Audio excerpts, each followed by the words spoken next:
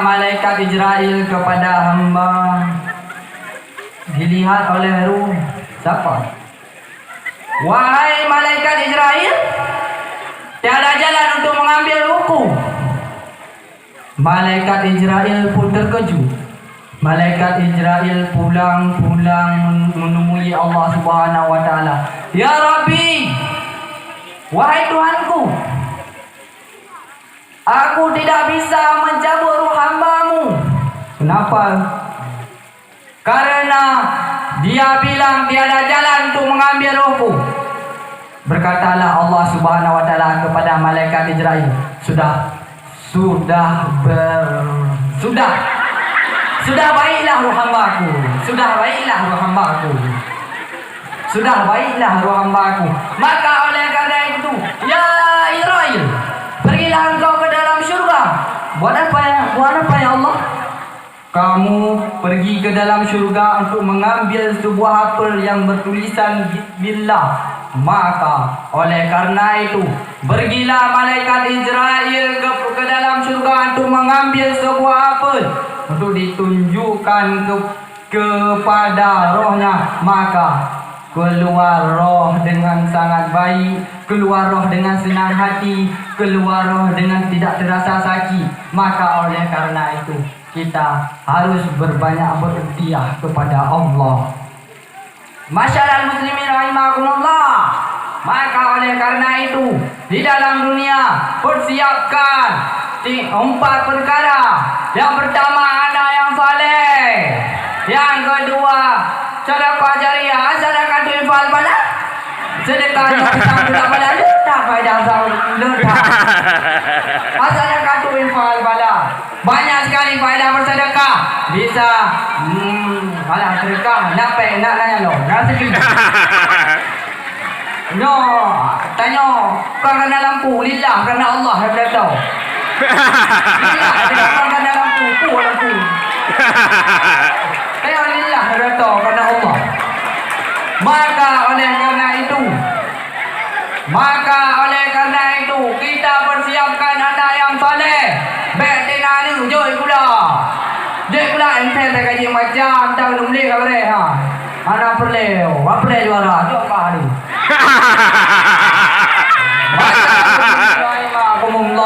Maka oleh karena itu kita berbanyaklah berukhtiar kepada Allah, berselawat kepada Nabi. Nanti tatkala mati kita akan selamat iman.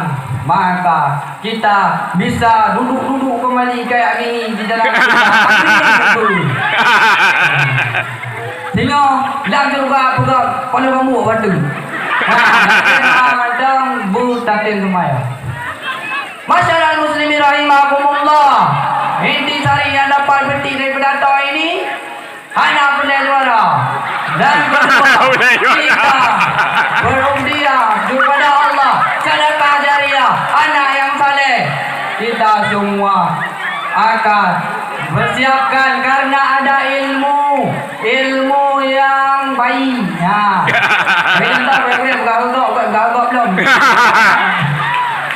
Masyarakat muslimin rahimakumullah.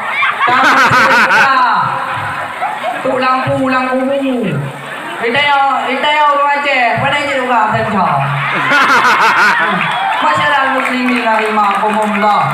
Maka oleh karena itu persiapkanlah anak yang saleh biar bisa berdoa kepada kita di alam kubur. Waktu didempitkan oleh kubur, ada anak kita yang berdoa, ya Allah, ampunilah kedua orang tuaku. Ya Allah, mudahlah rezeki orang tuaku. Ya Allah, jauhilah api neraka dari berbaru cikgu. Ya Allah,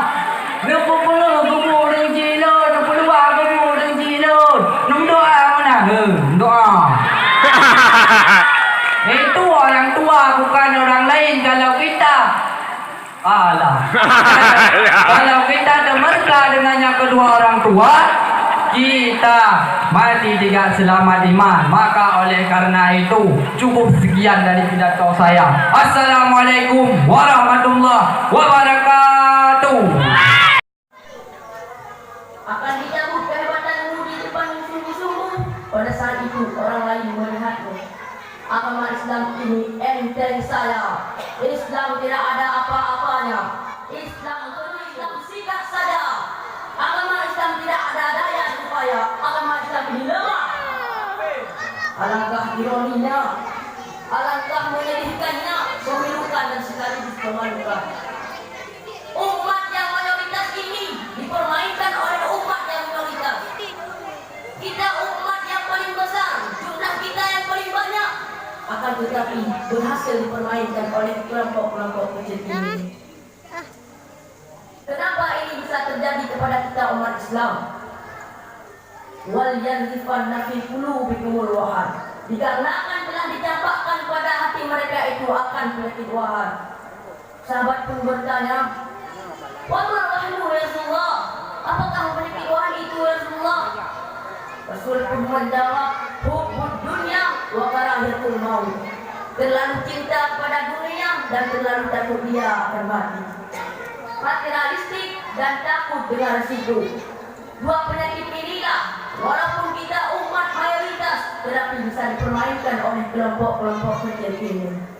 Walaupun umat Islam golongannya besar, jumlahnya banyak, akan tetapi nasibnya seperti makanan tidak disediakan. Segala penjuru dunia